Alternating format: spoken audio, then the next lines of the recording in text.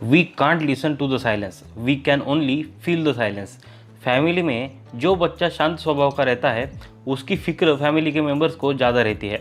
जो लोग कम बोलते हैं, कम बातें करते हैं, शायद उनकी तरफ किसी का ध्यान नहीं जाता। इसी के अपोजिट जो बच्चा ज़्यादा बातें करता है, लोगों का ध्यान उसकी तरफ ज़्यादा खींचता चला जाता है। रास्ते पर चल रही बाइक्स में रॉयल इनफील्ड की तरफ लोगों का ध्यान ज़्यादा जाता है। इसका रीज़न है बुलेट की आवाज़। बिजनेस में भी जो कस्टमर के साथ ज़्यादा बातें करके इंटरेक्शन करता है उसी का प्रोडक्ट ज़्यादा बिकता है। हिंदी में एक कहावत है, बोलने वाले की मिट्टी भी बिक जाती है लेकिन न बोलने वाले का सोना भी नहीं बिकता। ह्यूमन बिहेवियर में ये बात रिलेट करना गलत होगा। जब सबसे ज़्यादा बोलने वाले आदमी को लोग होशियार, चालाक समझने लगे और कम बोलने वाले आदमी को मूर्ख समझने लगे तो समझ लेना कि सोसाइटी गलत डायरेक्शन में जा रही है। डॉक्टर मनमोहन सिंह के यही हालात हुए थे जब इंडियन मीडिया ने उन्हें कम बातें करने वाला पीएम डिक्लेयर कर दिया था। ज़रा सोचिए, डॉक्टर मनमोहन सिंह जी ने ये समय कैसे बिताया होगा। इंटरनेशनल लेवल पे जिसकी तारीफ हमेशा की जा रही थी और आज भी करते हैं, जिनकी इकोनॉमी के बुक्स भारत के बाहर भी पढ़ाए जाते हैं, जिनकी वजह से भारत की अर्थव्यवस्था टॉप 5 में आई थी, ऐसे डॉक्टर मनमोहन सिंह को इंडियन मीडिया ने नाबर्द निष्क्रिय पंतप्रधान ऐसा टाइटल दिया था। जब इस बुद्धिमान व्यक्ति को समाज या देश निष्क्रिय, नामर्द कहता था, शायद तभी भारत की इकोनॉमी का डाउनफॉल शुरू हो चुका था। उनकी उम्र आज 91 साल हो चुकी है। 20-25 साल के बच्चों से खुद के बारे में भला बुरा सुनना क्या उनके लिए इतना आसान होगा। History will be kinder to me than media, ये उनके लास्ट प्रेस कॉन्फ्रेंस का स्टेटमेंट था। ये वो जमाना था जब भारत देश का पंतप्रधान ओपनली प्रेस कॉन्फ्रेंस लेता था।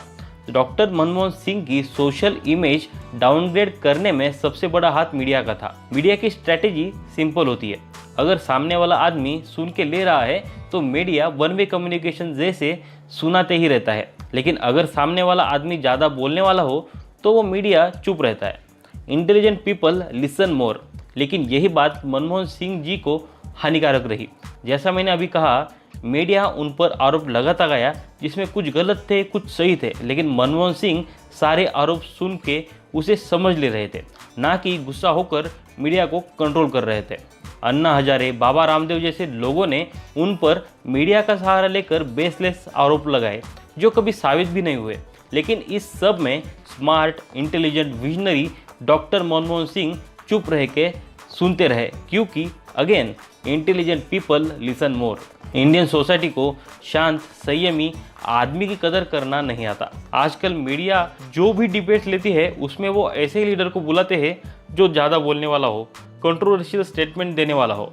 मीडिया के साथ साथ उन्हें परेशान करने वाला और एक फैक्टर था, उनकी अपनी कांग्रेस पार्टी। पीएम की पहली टर्म में जिस पोटेंशियल से मनमोहन सिंह ने काम किया था, उसके हिसाब से सेकंड टर्म में उन्हें उनका पोटेंशियल यूज़ नहीं करता आया। इसका मेन रीज़न था कांग्रेस पार्टी की इंटरनल पॉलिटिक्स। इंटरनल पॉलिटिक्स को देश की नहीं तो खुद की फिक्र रहती है। पावर का सिंगल हैंड यूज़ करना उन्हें कभी जमा नहीं, और पार्टी ने भी उन्हें पीएम को मिलनी चाहिए उतनी रिस्पेक्ट दी नहीं। भारत देश के हर एक स्टेट में कांग्रेस की गवर्नमेंट होने के बावजूद भी सोनिया गांधी ने नेशनल एडवाइजरी काउंसिल तैयार करके मनमोहन सिंह का पॉलिटिक्स से इन्वॉल्वमेंट हटा दिया था। ये उनके ऊपर हुआ सबसे बड़ा अन्याय था। एक ही इंडस्ट्रियलिस्ट को फोकस करके भारत के वित्त मंत्री प्रणब मुखर्जी पॉलिसीज इंट्रोड्यूस कर रहे थे जो मनमोहन सिंह को पसंद नहीं आ रहा था। इसीलिए मनमोहन सिंह ने प्रणब मुखर्जी को फाइनेंस मिनिस्टर की पोस्ट से हटाने का फैसला लिया था, लेकिन नेशनल एडवाइजरी काउंसिल की वजह से यह फैसला लेना उनके लिए आसान नहीं था, और खुद का मंत्रिमंडल होने के बावजूद भी मनमोहन सिंह प्रणब मुखर्जी को हटा नहीं सके।